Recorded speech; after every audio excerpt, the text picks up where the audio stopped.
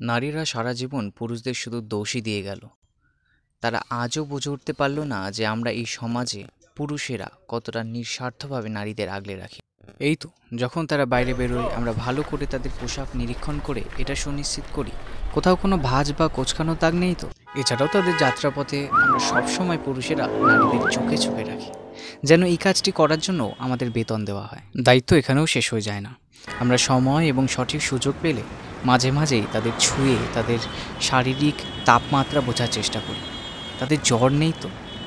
আমরা কিছু কিছু মহান পুরুষেরা তো ছবিও তুলে রাখি, যেন তারা বড় সেলিব্রিটি।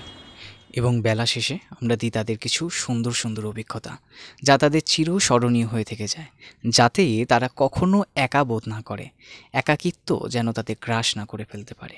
আর এত এত দায়িত্ব পালন করার পরে আমরা পুরুষেরা কি পাই? বদনাম।